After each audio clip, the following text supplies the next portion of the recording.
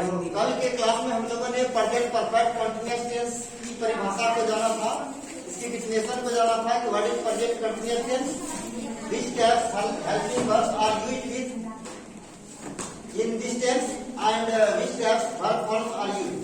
In these sessions we have also studied that verb form, that means the fourth form of verb is used in present perfect continuous tense and helping verb is has been or have been. The has been will be used with the subject of he, she, it and singular noun, and have been will be used with the subject of I, we, you, they and plural noun. I have also told you that if a time will be mentioned in this tense, so after mention time we will have to use for or since. So for will be used with only period of times, 2 years, 3 years, 5 hours, many days, some days. In these situations we have to use for, and since will be used to show point out, that is point of the time. When point of the time will be mentioned in this time, we will have to use since. तो for और since का भी प्रयोग हम लोगों ने जाना था, कहाँ for का प्रयोग होता है और कहाँ since का प्रयोग होता है. But today we will study and know about the structure. Which type of structures will be used in present perfect continuous tense. आज हम लोग जानेंगे कि present perfect continuous tense में किस तरह के स्ट्रक्चर्स वगैरह का प्रयोग होता है. स्ट्रक्चर डिपेंड करता है आपके सेंटेंस के टाइप पर, कि इस टेंस के अंतर्गत आपका सेंटेंस का क्या टाइप है. जैसा सेंटेंस रहेगा वैसा स्ट्रक्चर इसमें वर्क करेगा. अगर सेंटेंस आपका पहले भी मैंने बताया कि ट्रांसलेशन बनाने से पहले आप पहचानिए, at first you will have to identify that which type tense this sentence belongs to which type tense. यह सेंटेंस किस टेंस से बिलोंग करता है. इसके बाद सेंटेंस टेंस को पहचानने के बाद आप सेंटेंस को पहचानिए कि आपका सेंटेंस किस प्रकार का है. असर्टिव सेंटेंस का अफर्मेटिव पॉजिटिव है या अफर्मेटिव नेगेटिव है. अगर अफर्मेटिव पॉजिटिव है तो इसका स्ट्रक्चर अलग होगा, नेगेटिव होगा तो इसका स्ट्रक्चर अलग होगा. अगर सेंटेंस आपका इंट्रोगेटिव होगा इसका स्ट्रक्चर अलग होगा. तो सबसे पहले आप टेंस को पहचानिए, फिर टाइप्स ऑफ सेंटेंस पहचानिए. अब उसके अनुसार आप देखिए कि सब्जेक्ट कौन सा है, कौन सा हेल्पिंग वर्ब का प्रयोग होगा और कौन सा वर्ब फॉर्म का यूज होगा. अगर इन सारी चीजों पर आपको कमांड है, अच्छी तरह से आप यूज कर लेते हैं, आपका ट्रांसलेशन बनाने में कहीं कोई प्रॉब्लम क्रिएट नहीं होगा. अगर आप टाइप्स ऑफ सेंटेंस नहीं पहचान रहे हैं, टेंस को पहचान लिए लेकिन सेंटेंस को नहीं पहचान रहे हैं कि आपका सेंटेंस अफर्मेटिव है कि नेगेटिव है कि इंट्रोगेटिव है, तो आपको सही स्ट्रक्चर का यूज नहीं कर पाएगा. इसलिए सबसे पहले स्ट्रक्चर को जानने से पहले, प्रयोग करने से पहले हमें टाइप्स ऑफ सेंटेंस को जानना होगा कि सेंटेंस मेरा किस प्रकार का है. तो टाइप्स ऑफ सेंटेंस के आधार पर ही स्ट्रक्चर्स का हम लोग प्रयोग करेंगे. तो अगर आपका पहला सेंटेंस द स्ट्रक्चर ऑफ, पहला स्ट्रक्चर होगा इसे the structure of present perfect continuous, present perfect continuous, perfect continuous tense for all affirmative positive sentence, all affirmative sentence, affirmative या पॉजिटिव सेंटेंस. ये असर्टिव सेंटेंस क्या होता है? अगर आपका सेंटेंस अफर्मेटिव पॉजिटिव हो, सकारात्मक वाक्य जिसको कहते हैं, स्टेटमेंट को शो करने वाले, फैक्ट को शो करने वाले, इवेंट को शो करने वाला अगर आपका सेंटेंस है, उसके साथ आप ये स्ट्रक्चर का प्रयोग कीजिएगा. पहले सब्जेक्ट लिख दीजिएगा, सब्जेक्ट के अनुसार आपका हैज बीन या हैज बीन का भी यूज कीजिएगा, प्लस आप वर्ब का चौथारू का प्रयोग कीजिएगा, फिर आप ऑब्जेक्ट का प्रयोग कीजिएगा, फिर रेस्ट का प्रयोग कीजिएगा. ठीक है.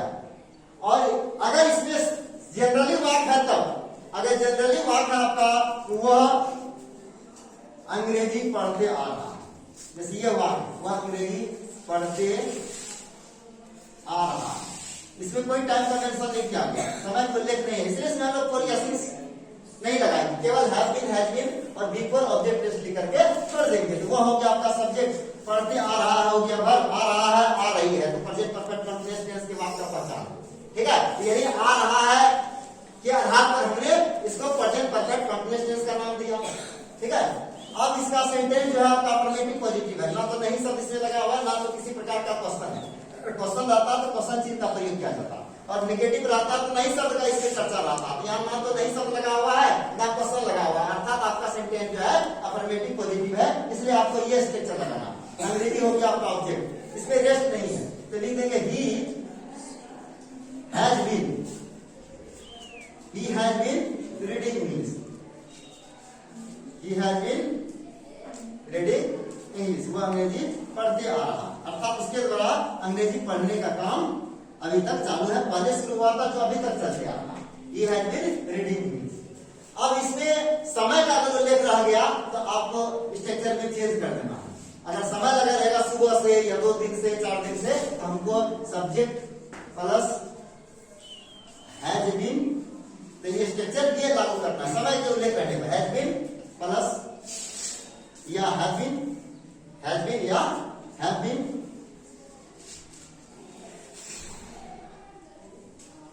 Plus V four plus object, plus में आप क्या कर दीजिएगा, फोर या सिंस। ये 4 और 6 का जो प्रयोग करते हैं वही आपका नेक्स्ट होगा, यानी हो गया ऑब्जेक्ट प्लस 4 या सिंस। अब प्लस में आप दे दीजिएगा टाइम। ठीक है, अगर रेस्ट रहेगा तो रेस्ट का प्रयोग यहां लिख देंगे, रेस्ट डाल देंगे हम लोग यहां। ठीक है, तब समय वाला अगर बात रहेगा लास्ट में कर देंगे 4 या 6, 4 या 6 प्लस टाइम, टाइम का जो उल्लेख रहेगा वह डाल देंगे। ठीक है, ये 4 या 6 का जो प्रयोग किया गया ये एक प्रकार का प्रीपोजिशन है, जो कि से शब्द के लिए उल्लेख किया जाता, से यानी सुबह से 2 दिनों से, उसी से के लिए हम लोग 4 या 6 का प्रयोग करते हैं प्रीपोजिशन के रूप में। जैसे एग्जांपल लेकर के चलिए, जैसे रहेगा वह, ये सेंटेंस यही है, वह अंग्रेजी पढ़ते आ रहा, केवल हम लोग समय को जोड़ देते हैं, निकल जाएगा वह 2 घंटे से, वह 2 घंटे से अंग्रेजी पढ़ रहा, 2 घंटे से अंग्रेजी पढ़ रहा। देखिए रहा है रही है, क्योंकि आपके कंटीन्यूअस टेंस के वाक्य का पहचान है, लेकिन इसको हम कंटीन्यूअस टेंस में नहीं बनाएंगे। क्यों? क्योंकि इसमें समय का उल्लेख है 2 घंटे से। अगर ये समय को समाप्त कर दिया जाए, केवल रहता हुआ अंग्रेजी पढ़ रहा है, तो हमको इसको परफेक्ट कंटीन्यूअस नहीं बनाना है, तो हम बनाएंगे he is reading English, present continuous tense के स्ट्रक्चर पर इसको ट्रांसलेट करेंगे। लेकिन जो समय लग गया 2 घंटे से, तो वहां हमको ऐसे वाक्य को प्रेजेंट परफेक्ट कंटीन्यूअस में बनाना पड़ेगा। वह 2 घंटे से अंग्रेजी पढ़ रहा है या वह 2 घंटे से अंग्रेजी पढ़ते आ रहा है, दोनों ही सिचुएशन में हम वही प्रेजेंट परफेक्ट कंटीन्यूअस टेंस के ही स्ट्रक्चर का इस्तेमाल करेंगे। ठीक है, जैसे अब देखिए he has been reading English, he has been reading English. अब बच गया क्या, 2 घंटे से। आपका सब्जेक्ट भी यूज हो ही गया, हैज बीन भी यूज हो ही गया, वर्ब का चौथानुक आप डाल ही दिए, ऑब्जेक्ट डाल ही दिए। अब रहा क्या, इसमें रेस्ट नहीं है, तो आप समय के साथ जो से लगा हुआ है, इस से के लिए केवल यह पीरियड ऑफ टाइम को शो कर रहा है 2 घंटे से, लेकिन कब 2 घंटे से पता नहीं, यानी ये नहीं बता रहा है 10 बजे से, बता रहा है 2 घंटे से, इसलिए ये पीरियड ऑफ टाइम के लिए आप 4 का प्रयोग कर दीजिएगा। अब बचा 2 घंटे, तो 2 का इंग्लिश होता है 2, घंटा होता है आवर, ऐसा लगेगा 2 आवर्स। तो लिख दिए he has been reading English for 2 hours, वह 2 घंटे से अंग्रेजी पढ़ रहा है या पढ़ते आ रहा है। मैं सुबह से सो रहा हूँ, तो आई हैव बीन स्लीपिंग, वहां सिंस लग जाएगा, क्या है, क्योंकि वह टाइम को शो कर रहा, सुबह मॉर्निंग या डे का जो पहर होता है उसको दिखा रहा है, सुबह से शाम से दोपहर से, वहां सिंस लगेगा। रविवार से रहता तो वहां भी सिंस संडे, मैं रविवार से पढ़ते आ रहा हूँ या रविवार से पढ़ रहा हूँ, I have been reading since Sunday का प्रयोग किया जाएगा। ये आपका अफर्मेटिव पॉजिटिव सेंटेंस है, अर्थात अफर्मेटिव पॉजिटिव सेंटेंस को इस स्ट्रक्चर पर हम लोग ट्रांसलेट करेंगे। अगर वही सेंटेंस आपका निगेटिव में हो, अगर आपका आपका अफर्मेटिव पॉजिटिव था तो S plus have been plus V four plus object plus rest plus for या सिंस प्लस टाइम का हम स्ट्रक्चर लगाए थे। अगर यही बात अगर नेगेटिव रहेगा तो structure of present perfect continuous tense for all affirmative negative sentence. यही बात अगर आपका नेगेटिव सेंटेंस हो, नेगेटिव स्ट्रक्चर हो, तो आप नेगेटिव सेंटेंस के साथ इस स्ट्रक्चर का प्रयोग कीजिएगा, केवल नॉट का प्रयोग हम लगा देंगे। एस प्लस हैज बीन या have been plus not plus V four plus object plus rest plus for या सिंस, स्ट्रक्चर वही चलते रहेगा। अब प्लस में आपका टाइम जो रहेगा, ठीक है।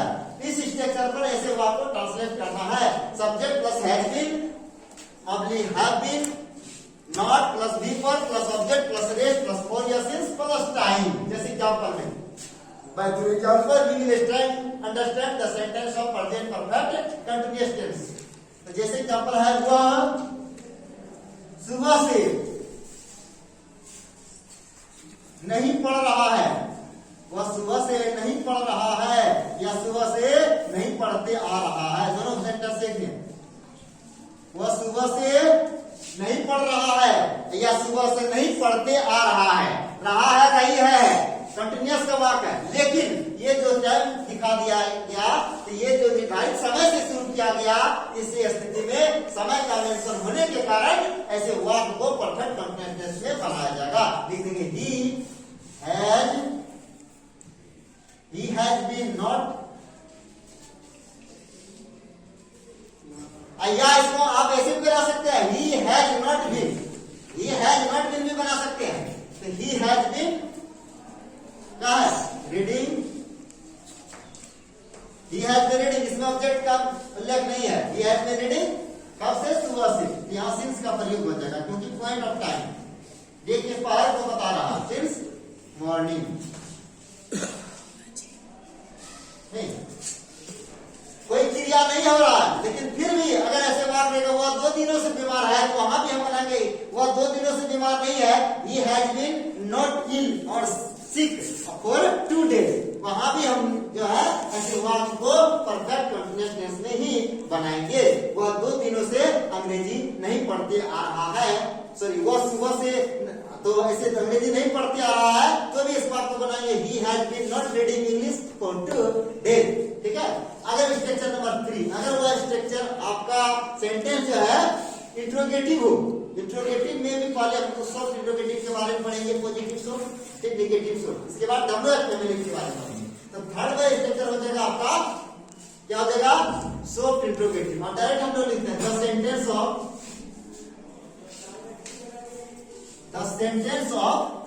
Positive soft interrogative, positive soft interrogative sentence.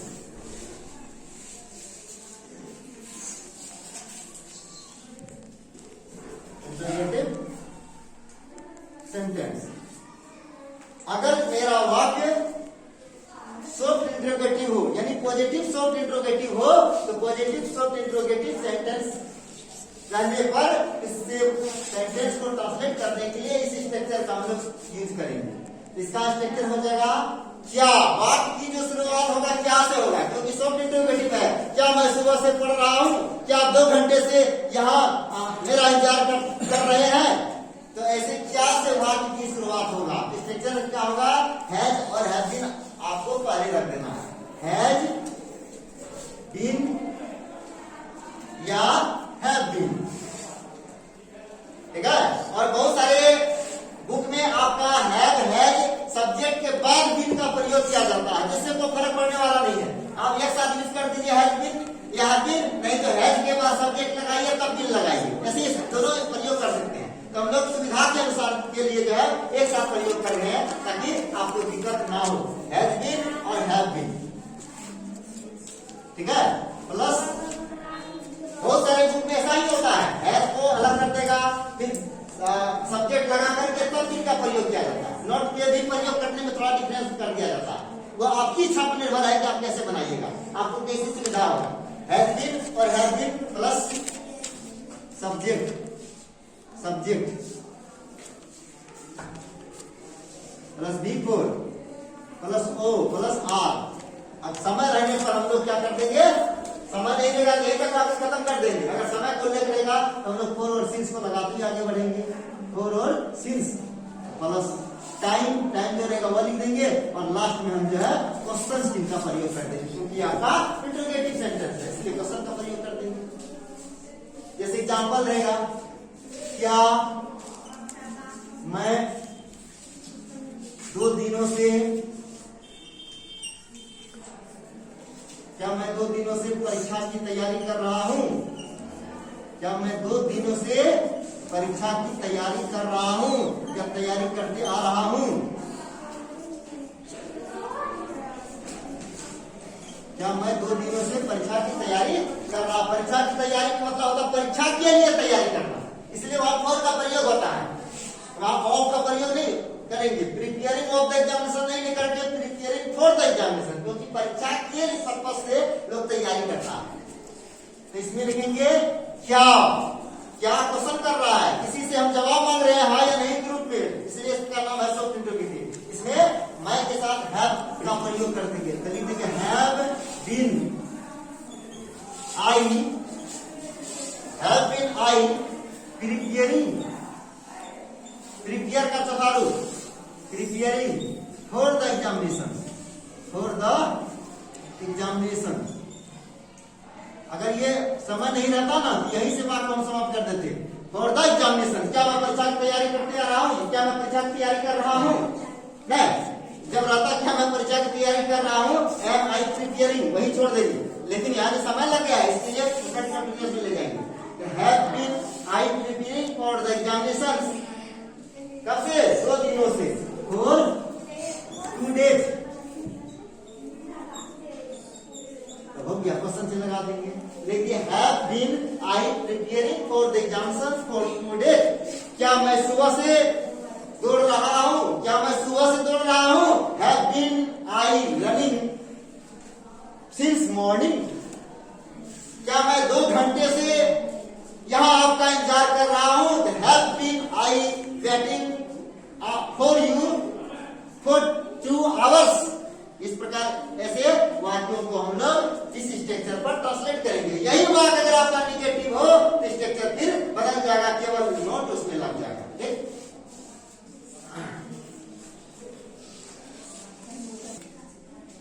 अगर सॉफ्ट इंट्रोगेटिव का ही अगर निगेटिव हो, ठीक है, अगर सॉफ्ट इंट्रोगेटिव सेंटेंस का निगेटिव सेंटेंस हो, स्ट्रक्चर नंबर 4 में, यानी negative soft interrogative.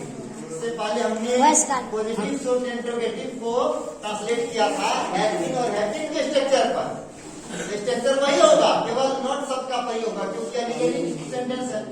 Negative soft interrogative, negative soft interrogative, ये भी एक प्रकार के इंट्रोगेटिव ही सेंटेंस है, negative soft interrogative sentence.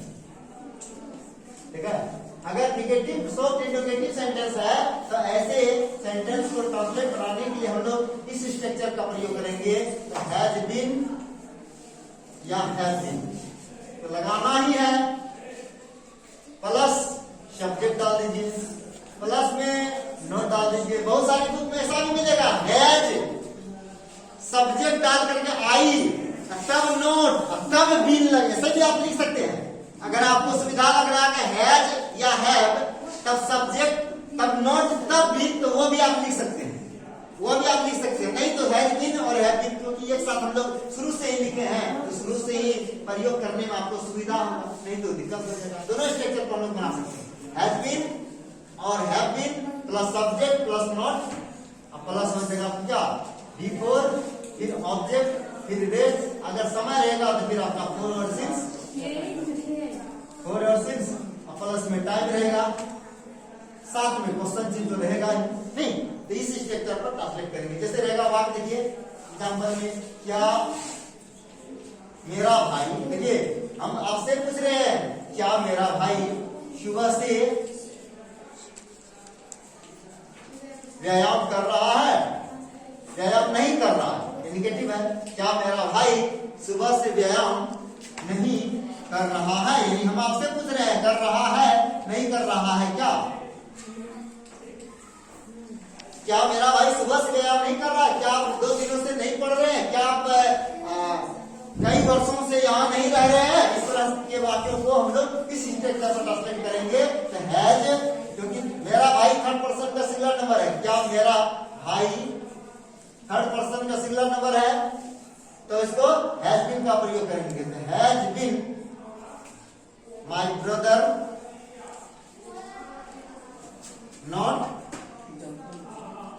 Example है, क्या मेरा भाई सुबह से व्यायाम नहीं कर रहा? Has been my brother not taking exercise. व्यायाम करना होता है टैक, टैक के साथ आईएनजी लगा देंगे, टेकिंग एक्सरसाइज, क्योंकि टैक में आईएनजी लगा रहे हैं, एक्सरसाइज नहीं, एक्सरसाइज, ठीक है, टेकिंग एक्सरसाइज। कब से? तो सुबह से। तो सुबह यहाँ सिंस का प्रयोग करेंगे, सुबह के लिए मॉर्निंग, सुबह मॉर्निंग पसंद लगा देंगे, ठीक है। Has been my brother not taking exercise since morning, या इसको ऐसे भी बता सकते हैं, has my brother and not been taking exercise since morning. दो तरह से बना सकते हैं, ठीक है। अगर यही वाक्य आपका जो है इंट्रोगेटिव WH फैमिली को, क्यों, कब, कहां, कैसे, किसको, तो WH फैमिली जो इंट्रोगेटिव है उसका स्ट्रक्चर ये होगा। देखिए WH फैमिली का अब है WH word, structure number 5 WH word, ठीक है। अब positive WH positive, WH positive, ये इंट्रोगेटिव ही है आपका WH पॉजिटिव इंट्रोगेटिव सेंटेंस, ये भी आपका WH पॉजिटिव का इंट्रोगेटिव सेंटेंस है। तो WH पॉजिटिव का इंट्रोगेटिव सेंटेंस होगा, जैसे आप सुबह से क्यों पढ़ रहे हैं, आप कई दिनों से यह काम क्यों कर रहे हैं, इस तरह WH फैमिली का जो इंट्रोगेटिव सेंटेंस होगा इसका स्ट्रक्चर होगा आपका ये। पहले WH वर्ड लिख देंगे, क्यों, कब, कहां, कैसे, किसको, जो भी वर्ड रहेगा उसको लिख देंगे। उसके बाद सब्जेक्ट के अनुसार हम हैज बीन या हैव बीन का प्रयोग करेंगे, तब जो है आप सब्जेक्ट लिखेंगे, तब सब्जेक्ट, तब जो है वर्ब का चौथा रूप, फिर ऑब्जेक्ट, फिर रेस्ट। अगर टाइम रहेगा तो फिर चले जाएंगे हम लोग फोरोसिस में, नहीं तो आज को यही हम लोग समाप्त कर देंगे, ठीक है। फोरियासिस प्लस में टाइम, क्वेश्चन तो लगा रहेगा ही, क्योंकि इंट्रोगेटिव है तो क्वेश्चन लगाना ही है। तो आपका स्ट्रक्चर हो गया WH वर्ड प्लस में हैज बीन और हैव बीन, यानी हैज बीन और हैव बीन में से कोई एक चीज सब्जेक्ट अनुसार यूज होगा। सब्जेक्ट यहाँ है, इसके अनुसार इसका प्रयोग करेंगे, फिर सब्जेक्ट लिखेंगे, फिर वर्ब का चौथा रूप, फिर ऑब्जेक्ट, फिर रेस्ट, फिर फोरियासिस, तब टाइम या ऑब्जेक्ट। यानी अगर समय को लेकर रहेगा तो हम लोग फोरियासिस में जाएंगे, नहीं तो यहीं तक बात का समापन हो जाएगा। जैसे एग्जाम्पल में हो गया आपका वह सुबह से क्या करते आ रहा है, पता नहीं क्या करते आ रहा है, वही चीज को हम जानना चाह रहे हैं। वह सुबह से क्या करते आ रहा है, सुबह से क्या करते आ रहा है, कोई काम नहीं होता हम लोग करते, आप इतना घंटे से क्या कर रहे हैं, क्या करते आ रहे हैं, क्या काम हुआ आपके द्वारा। वह सुबह से क्या करते आ रहा है, इस क्या के लिए, शुरू में क्या था शॉर्ट वाला में, इस क्या के लिए कोई पार्टिकुलर वर्ड का प्रयोग नहीं हुआ था वर्ड का, क्योंकि यह शुरू में, क्योंकि शॉर्ट इंटरवेटिव है, यही क्या शब्द का यहाँ प्रयोग हो गया सब्जेक्ट के बाद वगैरह, तो बीच में सेंटेंस के बीच में, तो वहां हम क्या के लिए special particular word WH word के रूप में हम लोग वर्ड का प्रयोग करेंगे, ठीक है। तो वर्ड है, उसके बाद सब्जेक्ट के अनुसार, सब्जेक्ट क्या है, वो के साथ क्या लग जाएगा, has been, what has been. अब सब्जेक्ट हो गया कौन, he, what has been he, करना इंग्लिश होता डू का चौथा रूप हो जाएगा doing, what has been he doing, वह क्या करते आ रहा है, या वह क्या कर रहा है। अब बच्चा सुबह से, सिंस मॉर्निंग।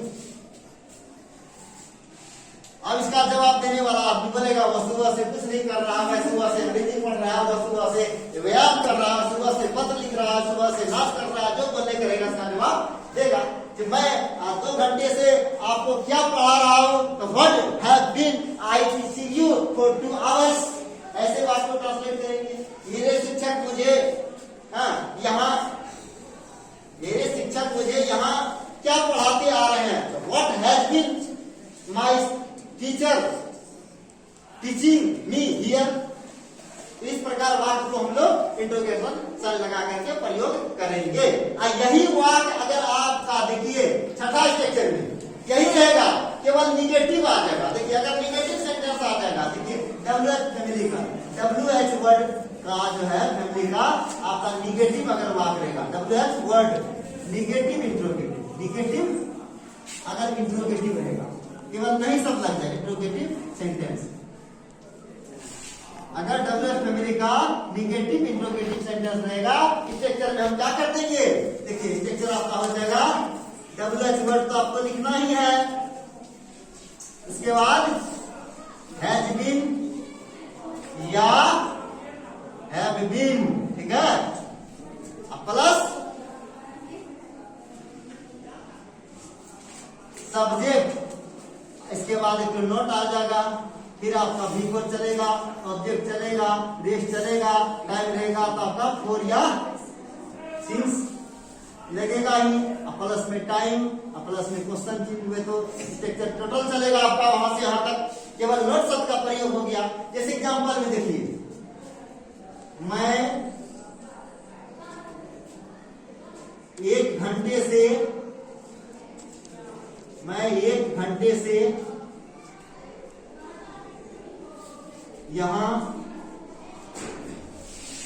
क्यों नहीं पढ़ रहा हूं, क्या कारण है, क्यों नहीं पढ़ रहा हूं? हो सके कि बिजली चला गया हो या मुझे कोई तंग कर रहा है जिसके कारण मैं परेशान हूं और मेरे द्वारा यहाँ पढ़ने का काम नहीं हो रहा, कुछ भी कारण हो सकता है। क्यों का कोई निश्चितता नहीं है क्या कारण हो सकता है, लेकिन मैं 1 घंटे से यहाँ क्यों नहीं पढ़ रहा हूं, क्या कारण है? इसलिए क्यों का इंग्लिश लिख देगा, हैव बीन,